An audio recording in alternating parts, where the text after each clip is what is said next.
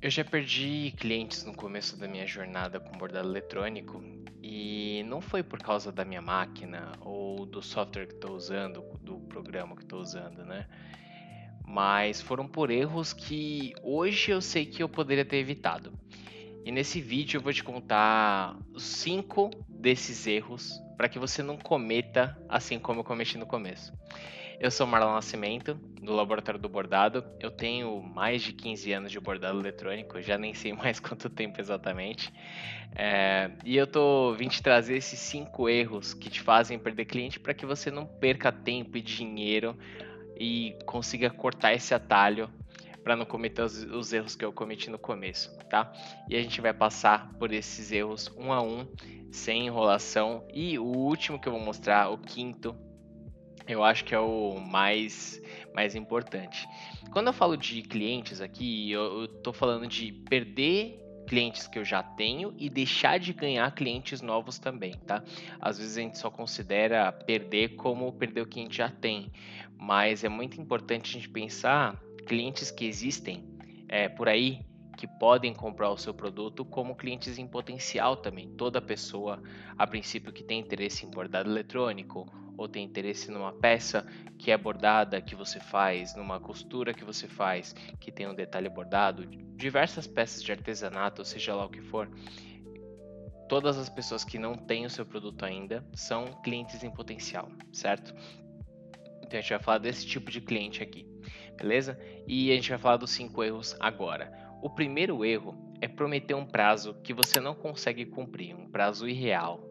Digamos que você pegue uma produção aí de 20 peças para fazer e sabe que sua máquina é meio lenta, que você não sabe fazer matriz ainda, que você vai depender do prazo de outras pessoas para que você consiga entregar isso.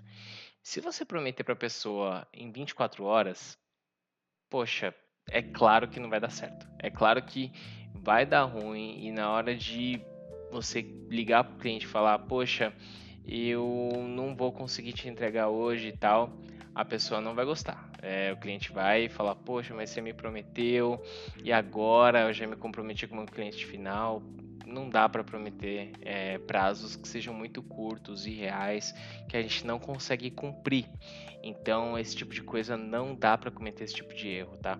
Então, evitando isso, assim, é claro que o cliente fica frustrado, perde a confiança em você. É claro que é muito possível que ele não procure você novamente se ele tiver outras opções, se estiver numa cidade que tem várias outras opções e tudo mais. Então, para evitar isso, cara, calcula o tempo certinho, um tempo realista, comunica certinho para o cliente. Se você perceber que tem alguma coisa que não está certa nessa mensuração de tempo, comunica o quanto antes para o cliente. Comunicação é tudo, beleza? O segundo erro que eu cometi muito e hoje em dia eu cometo cada vez menos é não precificar direito, não dar o preço direito para o cliente. Às vezes a gente, no começo da carreira principalmente, a gente dá um preço muito barato só para fechar o pedido. O problema é que se a pessoa faz sempre aquele e indica para as pessoas nosso trabalho, porque o nosso trabalho é bom e tudo mais, chega em cima da hora e a gente percebe que, poxa, não é viável continuar fazendo sempre esse trabalho nesse preço. Então acaba que a gente tem problemas porque a gente fala, putz, não tá legal, eu não vou poder ficar trabalhando sempre com isso.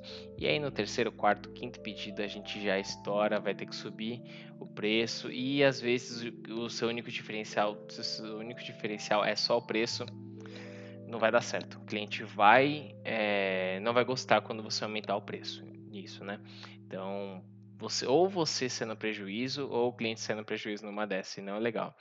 Então, o ideal é que você sempre saiba calcular o custo que você tem, mais uma margem de lucro mínima aí para começar a fazer os tipos de pedido que você quer, ou uma margem de lucro que seja confortável para você para trabalhar nesse nível de lucro, sempre, tá? Não correndo o risco de colocar um preço muito baixo no começo e acabar se frustrando ou frustrando o cliente na sequência, tá? O terceiro erro que eu gostaria de falar é não testar as suas matrizes antes de fazer na peça final ou antes de entregar. É claro que hoje em dia, né, quando eu já tenho mais de 10 anos de bordado eletrônico, eu faço as matrizes para meus clientes e não preciso testá-las mais, porque eu já tenho toda essa experiência e já sei como fazer o certo, como fazer o errado, e eu tenho uma técnica, um checklist, uma forma de fazer correta para não precisar ficar testando tudo sempre e que a matriz fique perfeita. Os meus alunos são ensinados a fazer matriz dessa forma, inclusive, tá? Mas se você não é, se você está começando agora, teste suas matrizes. Vai lá, cria sua matriz no Wilcon, no software que você usa, vê ali certinho se você colocou todos os itens corretos que a gente tem no nosso checklist aqui do Laboratório do Bordado. Tem compensação? Tem ponto de suporte? Tem tudo que é necessário para uma matriz perfeita? Se tiver, não tem problema. Aí, bola para frente. Mas e aí testa a matriz também, né? Porque assim, se isso causa retrabalho, pode ser que o cliente venha reclamar com você, você tenha que ficar batendo cabeça e falar, putz, mas isso aqui tá certo. O que está acontecendo? Se você não souber sobre a matriz, não souber sobre os tipos de agulha, sobre os tipos de tecido, não perguntar para o cliente qual que é o tecido que ele vai usar, com certeza vai dar problema. Isso vai fazer com que o seu cliente fique insatisfeito. Então, para que você evite isso, se você tem uma máquina, teste as suas matrizes em retalho, beleza? O quarto erro, que é um erro muito comum também, é você não se comunicar bem com o seu cliente, né? Às vezes, pô, o cliente te pede uma coisa, você fala, beleza, eu vou te entregar. Não pergunta para ele qual que é o tecido, não fala o prazo, não fala o seu preço, não fala nada. Aí você só pega e você tá fazendo o seu trabalho, no fim das contas, né? Você tá ali fazendo o seu trabalho, você pegou a imagem e você tá ali fazendo no Will, mas você ainda demora um pouco e não tem essa comunicação, não pergunta as coisas antes. Pode ser que o cliente fique meio com o pé atrás com você, não entenda, se sinta meio no escuro e vá atrás de alguém que é mais atencioso, né, na realização do trabalho. Então é importante também ter essa comunicação clara com o cliente. Então, para evitar isso, mantenha o cliente informado, pergunta tudo o que precisa logo no começo. Vai tendo contato próximo com o seu cliente, manda o status, quanto tempo vai demorar, qual que é o prazo final, mostra mais ou menos como que tá, se é uma coisa que demora muito. Então, tenha esse contato próximo com o seu cliente. Assim como a gente gosta de informação quando a gente é cliente final, é óbvio que os nossos clientes também gostam de ter essa informação o quanto antes, né? E a gente costuma pensar que essa relação de confiança não se aplica a gente, se aplica só a lojas grandes, a Casas Bahia, que é super respeitada, por exemplo, tudo mais, lojas de departamento, coisa que vem, marca grande que vende coisa para comida, por exemplo. Não, isso se aplica, confiança se aplica a todo mundo que presta um serviço, a toda relação humana. Confiança é a base das relações humanas, né? Então é super importante ter esse tipo de comunicação com o seu cliente final também. E o quinto erro que eu gostaria de falar é só mostrar o produto, né? Mas não mostrar qual é o valor daquele produto, né? Mostrar o preço e não o valor, né? Às vezes a gente só mostra o produto, é uma toalha bordada ou é uma bolsinha bordada com uma costura diferente, mas se a gente não mostrar qual que é o diferencial dessa peça, fica muito difícil concorrer, porque tem muita gente no mercado hoje, tem muita gente boa no mercado também.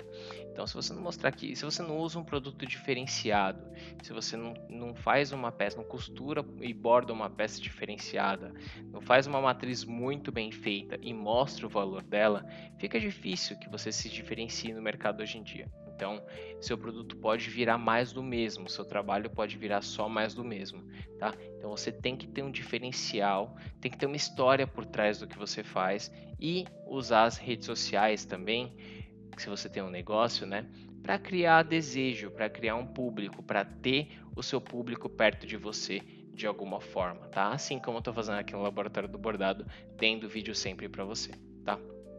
Então essas são as 5 principais dicas que eu posso te dar de erros que podem acontecer com todo mundo que trabalha não só com bordado eletrônico, mas com artesanato e todos os outros mercados. Eu acho que esses 5 erros aqui se aplicam a todo mundo que trabalha, presta algum serviço, que faz algum tipo de trabalho para alguém, tá bom? Não é só dentro do bordado eletrônico. E esses foram 5 principais erros que eu consegui enumerar aqui, que me causaram perder clientes, não só perder os que eu já tinha, quanto deixar de ganhar novos clientes quando a gente trabalha com qualquer coisa que seja, tá? Se você quer evitar esses erros, já vai e começa a aplicar esse tipo de como evitar esses erros, tá bom? Se você gostou desse vídeo, já aproveita para me seguir aqui no YouTube, curte esse vídeo, deixa um comentário para próximos temas que você gostaria de escutar aqui no Laboratório do Bordado e fica com a gente tem muito mais vídeos de muito mais tipos de problemas que acontecem, muito mais coisas por aí que estão vindo aqui no Laboratório do Bordado, tá bom? Muito obrigado, até mais. Tchau, tchau.